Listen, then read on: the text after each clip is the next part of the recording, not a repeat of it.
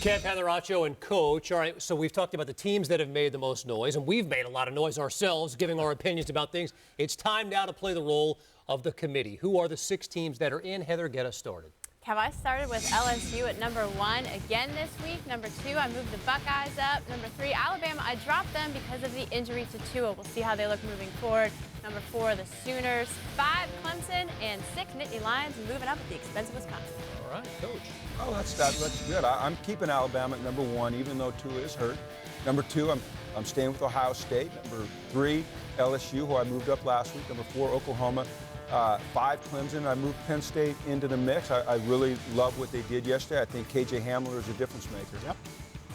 I like it. I love to agree with you, Coach, to a T. What? Number 1, once again, I don't even need to restate it. But here's the thing. Here's what I'll tell you. You see Alabama, Ohio State, LSU, Oklahoma, Clemson, Penn State. I have Oklahoma at 4, honestly, just because I believe in poetic justice. And I want to see Jalen Hurts face Alabama in the first round of the playoff. No real other reason besides that. Clemson obviously can climb its way back in there because Alabama has to play LSU eventually anyway. I still don't understand, though, guys, what the holdup is with LSU. I mean, you're talking about all the Joe Burrow love, and they're doing all these good things, and they got the win at Texas, which, I don't know, Kansas almost got that, too. We'll see where that goes. But, I think they deserve to be number 1. I'm a big LSU fan.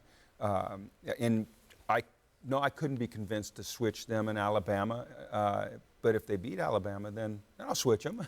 Yeah. I'm just waiting to see. To this point. I'm waiting to see. No, and I'm really, for me, LSU could be up there. Right now, I just have Oklahoma at 4 and Alabama at 1 just because I genuinely would love to see that matchup again, Hurts versus Bama. But you probably have to keep Bama ahead of LSU until LSU does it. To Coach's point, Alabama has won how many times in a row? Is it maybe 7 or so? Something ridiculous. So LSU has to go and climb and ascend that mountain. We all want them to. I mean, those that are LSU fans and neutral parties. But yeah, it's interesting. I want to dig in a bit here on why all of you have Clemson on the outside looking in and Oklahoma in. Why Clemson out and Oklahoma in at this point? For me, it is the consistency of performance week in and week out, regardless of who they play. And it starts with Jalen Hurts and his poise, his command, his confidence. I mean, he shows unbelievable leadership ability, and then he can get the ball to CD, the TD, as you called him last week. This guy is so special. But it's Jalen Hurts, and he looks like he reminds me, honestly, now he doesn't think, but his poise on the field of Tom Brady.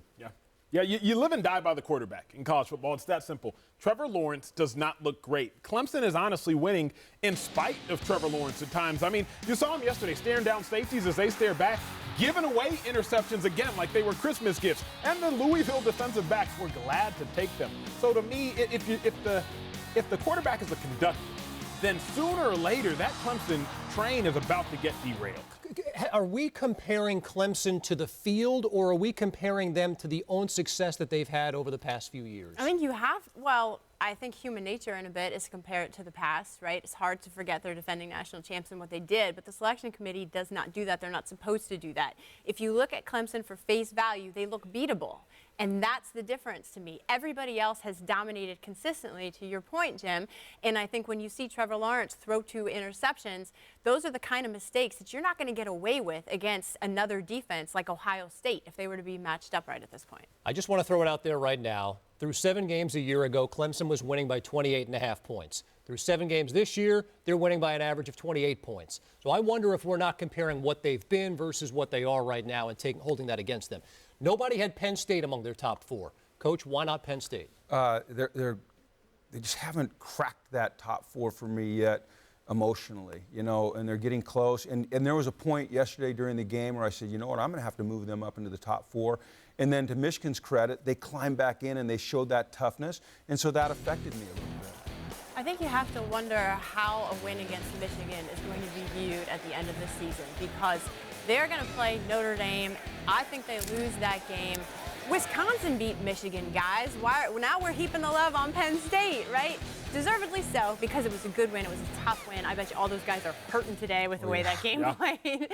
But I think that it opens up the door for Penn State to win the East. They could be playing Minnesota in the West, Ohio State. There's still just a lot of scenarios that can evolve. I love how the game, everything works in tandem. To Heather's point, Wisconsin takes an ugly loss to Illinois. Well, remember, Wisconsin didn't just beat Michigan. They dominated Michigan. Clobbered. So all of a sudden, Penn State at a whiteout at home beats Michigan by 7, really because a guy dropped a pass he should have caught. Now you just wonder, is that win really meaningful? Penn State's undefeated. That is meaningful. Yes. But when you look at the signature wins, Oklahoma, they beat Texas. LSU, they beat Texas. They have a couple other signature wins. You look at Penn State, it's where is their signature win? And I don't know that we'll count Michigan is a signature win. Still obviously time for them to get there, but you're right. Up until this point, we haven't quite seen it just yet. What's up? Thank you so much for watching ESPN on YouTube. Don't forget to download the ESPN app, and if you want more premium content, which you do, make sure that you subscribe to ESPN+. See you soon.